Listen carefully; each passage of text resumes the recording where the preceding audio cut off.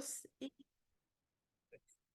Bueno, primero que todo, buenas noches para todos. Hoy estamos reunidos por medio de esta plataforma, por medio de Zoom, porque queremos darles a conocer la línea de tiempo de higiene y seguridad industrial. Estamos aquí con bueno, el equipo de trabajo está conformado por Santiago Camayo Aguillón, Davinson Rojas y quien les habla, Diana Jaimes. A continuación voy a compartir pantalla de lo que es nuestra línea del tiempo y vamos a hablar un poco de ella. Entonces vamos a comenzar con la parte de la prehistoria. Como todos sabemos, pues aquí es la parte de la aparición de los primeros seres humanos y encontramos unos indicios de actividades preventivas. ¿Qué era lo que quería la comunidad? Pues en su comienzo era que lo que querían era protección de los espíritus y lo hacían mediante amuletos, danzas y rituales. Más adelante, sobre el siglo XX antes de Cristo, comenzamos a ver cómo en las puertas de la ciudad de Babilonia se empezaban a grabar diferentes códigos. Estos recibían el nombre de Hammurabi, donde ellos lo que hacían era colocar normas, diferentes normas, para que la comunidad las acatara y así poder proteger a la ciudadanía como tal. Más adelante vemos cómo la Biblia incluso también nos empieza a mostrar cómo en el mundo del trabajo y las obligaciones determinadas empezaron a adoptar diferentes medidas para evitar daños a la comunidad, ¿sí? Especialmente pues las infracciones que generaban pues los animales. Aquí determina que desde Deuteronomio, que pues es conocido como uno de los libros de la ley, donde se empiezan a establecer pues estas bases fundamentales. Más adelante, hacia el siglo II antes de Cristo, Galeno e Hipócrates comienzan a realizar estudios respecto a las enfermedades que provocan algunos elementos, especialmente los del plomo. Como sabemos hoy en día, pues el plomo es uno de los generadores más grandes de enfermedades respiratorias, pero ya hacia el siglo II antes de Cristo ya esto se empezó a conocer. Más adelante, en el siglo I antes de Cristo, empiezan los trabajos de Plinio. ¿Quién era Plinio? Él fue un escritor y un militar quien se encargó pues de empezar como a dar a conocer lo que fue la botánica y la medicina. En este punto él empezó a hablar sobre las enfermedades producidas por el aire con cantidades considerables de polvo en los trabajadores mediante las minas y canteras, ¿sí? Sobre el siglo XIII y el siglo XV, en estos años, estamos hablando del año desde 1200 hasta el año 1500, que se conoce como la Edad Media y el Renacimiento, estaban los gremios artesanales y comenzaron a establecer algunas regulaciones básicas para la protección de sus miembros, aunque estas medidas principalmente era proteger la calidad del trabajo. Si nos damos cuenta, esta era enfocada principalmente a los resultados del trabajo y no los del trabajador. Luego, en el siglo XVI al siglo XVII comenzó la revolución científica. Como todos sabemos, pues, como su nombre lo dice, fue una revolución, fue un epicentro. Y el Renacimiento, hubo un aumento en el conocimiento científico y técnico, pero aún no se aplicaba ampliamente a cuestiones de seguridad y higiene en el trabajo. Ahora comenzamos con algunos años que hacen parte del siglo XVIII y comenzamos con el año 1700. Durante este año comienza la Revolución Industrial. Como todos sabemos, esto fue algo que realmente partió la historia en dos, de un antes y un después. Aquí comenzaron las condiciones laborales, empeoraron en gran medida. Como sabemos, los trabajos eran bastante arduos y debido a la industrialización, ¿sí? Aunque las condiciones eran bastante peligrosas, las preocupaciones sobre la seguridad y la higiene en el lugar de trabajo eran aún escasas, ¿sí? En el año 1713, en este año, el médico italiano y profesor de las universidades de Modena y Padua, Bernardino Ramazzini, publica la obra de Morbis Articum, donde se descubren y tratan de un modo ordenado y sistematizado las enfermedades correspondientes a 42 profesiones, ¿sí? ¿Qué es lo que hizo este libro? Este libro fue sintetizar básicamente en estas 42 profesiones las enfermedades que éstas generaban, ¿sí? Si nos damos cuenta, ya está empezando a coger un poquito más de forma de todo lo que es la higiene y la seguridad industrial, ¿de acuerdo? Más adelante, en el año 1733, se promulga la ley de molinos de algodón. Aquí comienza la seguridad industrial en Gran Bretaña y se establecen regulaciones mínimas para la seguridad de los trabajadores, especialmente los que laboraban en el área de los molinos de algodón, ¿sí? En 1775 la Sociedad Filantrópica de Siria se concentra en los accidentes en minas, ¿sí? Se establecen en Inglaterra marcando uno de los primeros esfuerzos organizados para abordar pues la seguridad laboral. Aquí ya se empieza a tener como un poquito más de conciencia sobre la seguridad de los trabajadores. Hacia el año 1744, Jaime Watt patenta su invento, la cual fue la máquina del vapor. Como todos sabemos, también pues ya empezó a tener bastante relevancia y con lo que comienza la revolución industrial que acarrea no solo nuevas formas de trabajo. En 1784 los jueces de Lancaster legislan las primicias de protección a trabajadores. Aquí ya se empieza a ver un poco más el cuidado de los trabajadores y pues ciertas normas que los cuidaban a ellos.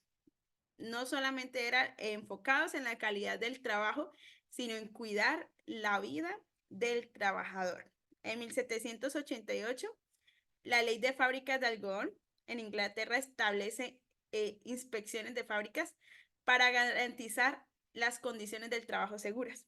Si nos damos cuenta que ya empieza a estar un poco más pendiente como de las condiciones locativas, el ambiente laboral, porque se empezaron a dar cuenta que no era tanto de cuidar al trabajador, sino cuidar el área donde el trabajador se desempeñaba, las condiciones en las cuales éste se encontraba.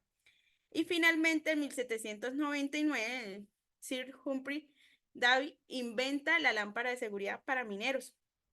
Esto fue una mejora significativa en la seguridad en las minas de carbón, ya que también minimizó la cantidad pues, de muertos y de enfermedades que se estaban generando en la época.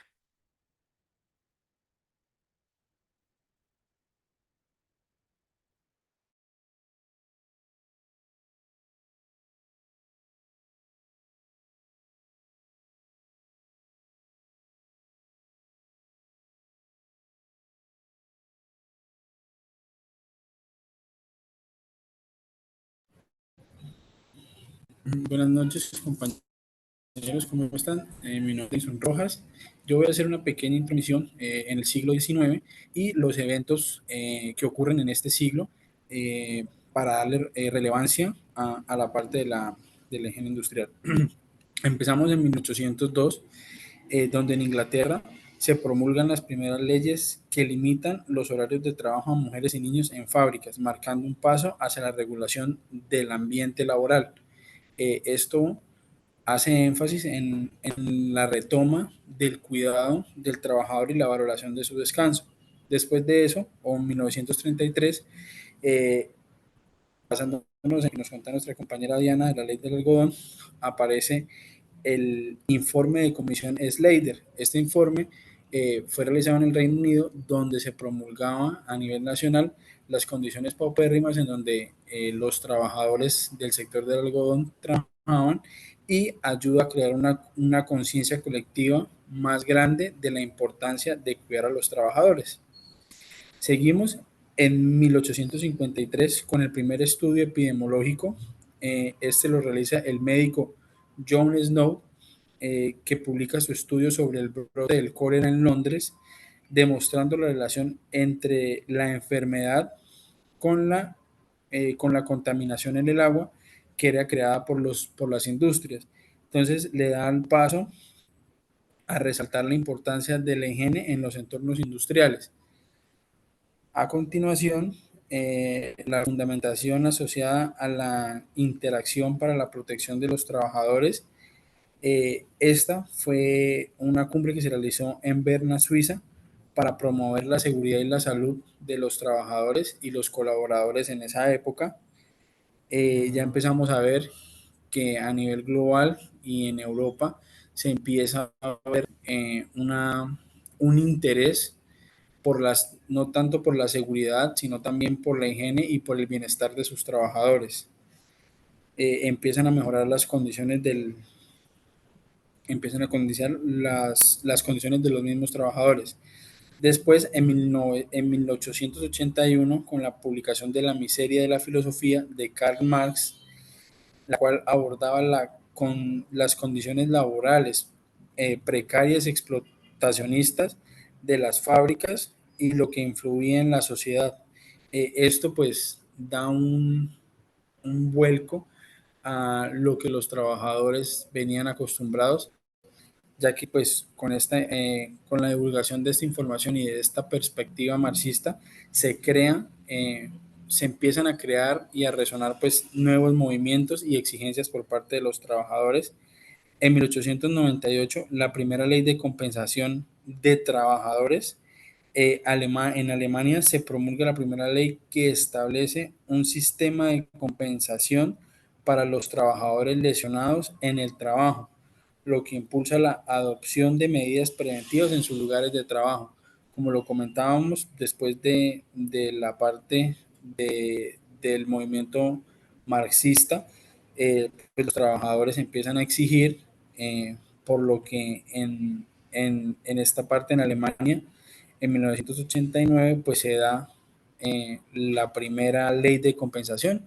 Es la primera vez que se le reconoce a los trabajadores en el mundo cuando sufrían accidentes o algún tipo de pérdida de su capacidad laboral. En 1989 se realiza la Conferencia Internacional del Trabajo. La Organización Internacional del Trabajo, OIT, celebra su primera conferencia en Ginebra, Suiza, donde se discuten estándares internacionales sobre la seguridad y la salud en el trabajo. Ya vemos cómo en el ámbito internacional se empieza a establecer una normativa que se aplique a nivel general y no solamente a ciertos países, sino que le brinde herramientas pues, legislativas o de estandarización a todo el mundo. Y para terminar, en 1911 eh, ocurre una gran tragedia que fue pues que fue algo pues muy importante en el mundo, en la parte de seguridad industrial, que es el incendio de la fábrica de ropa Sweetwaters en Nueva York, en donde mueren 146 trabajadores, lo que promulga e incentiva a Estados Unidos a reestructurar sus políticas de seguridad y salud en el trabajo.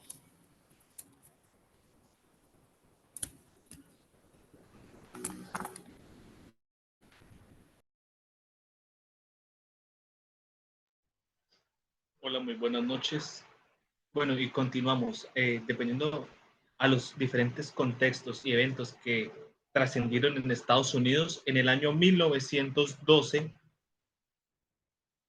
se data el primer programa de seguridad industrial en la Asociación de Ingenieros y Electricistas del Hierro y el Acero en los Estados Unidos, en Wisconsin, en la ciudad de Milwaukee. Ahora, el éxito que tuvo esta reunión llevó a que en ese territorio norteamericano se creó el Consejo Nacional de Seguridad Industrial,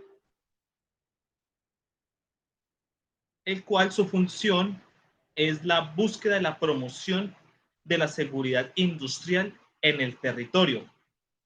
Entonces ya datamos de un consejo que van a empezar unas normativas para así impulsar la higiene industrial. En el año 1919, en el contexto de la finalización de la Primera Guerra Mundial, después del Tratado de Versalles que se logró, disponen algunos estatutos y principios que le da a la OIT, que es la Organización Internacional del Trabajo, el propósito inicial de promover la justicia social y estabilidad económica, mejorando la calidad de vida del trabajador.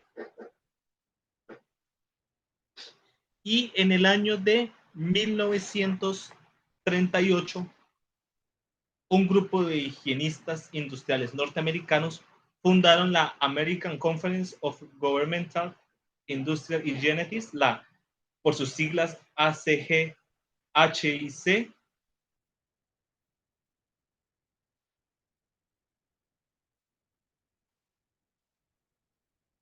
el cual es una asociación norteamericana de más de 3.000 profesionales de higiene del trabajo que desarrollan su labor en instituciones públicas, universidades de todo el mundo. Los valores que establece el ACIG se denominan los Threshold Limit Values, la TLV. ¿Qué es esto?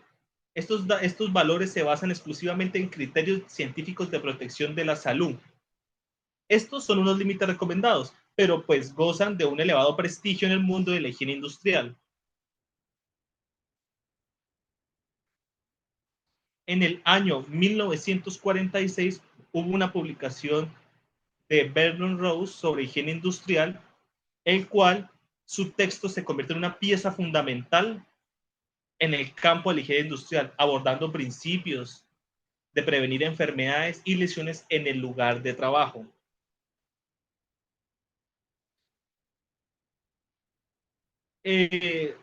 Anteriormente a esto, en la fundación, el grupo AIHA, la Fundación de American Industrial Hygiene Association, se estableció para promover la seguridad de los trabajadores en los Estados Unidos, consolidando la higiene industrial como una disciplina.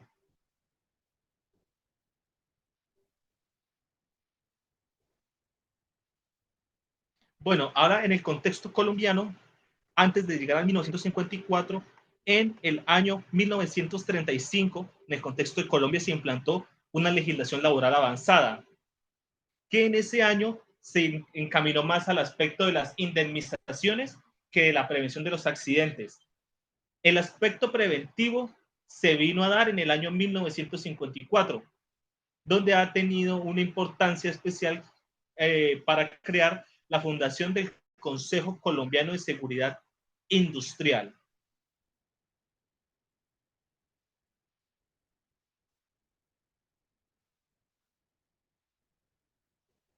Entonces, actualmente existen en Colombia las siguientes entidades en la seguridad industrial, como es el Ministerio del Trabajo, el Ministerio de Salud Pública, por un ejemplo, el Ministerio de Minas y Energía, el Instituto de los Seguros Sociales, la Sociedad Colombiana de Medicina del Trabajo. Ahora, en el año 1979 se expiran en el país reglamentos específicos en cuanto ya a la obligación legal de hacer seguridad y desarrollar programas de salud ocupacional. Por ejemplo, la Ley 9 de 1979, que la llamaron Código Sanitario Nacional. Entre esas resoluciones, en las cuales está la 2413, la 2406, hacen parte de lo que se conforma el Estatuto de Seguridad e Higiene Industrial. Dicha ley contempla los aspectos sobre la conservación de la salud ocupacional y la prevención de accidentes.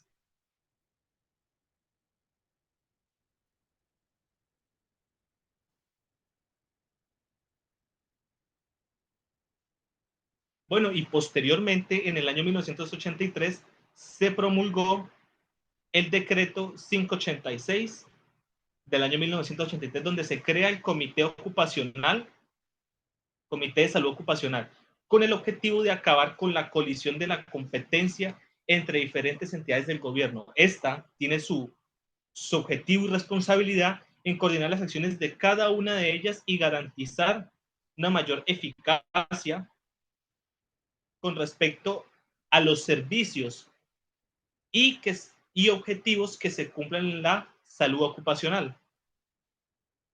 Y últimamente, como en el contexto colombiano, la última formación legislativa, entramos ya a hablar de la ley, del decreto ley 1562 del 2012, que da origen al sistema General de Gestión de Seguridad en Salud en el Trabajo, en el que ya se definen qué es un accidente de trabajo, las definiciones que componen el grupo de sistema de seguridad en el salud en el trabajo, y ya todo el marco legal que actualmente se maneja en Colombia, base a este decreto ley que viene relacionado con higiene industrial.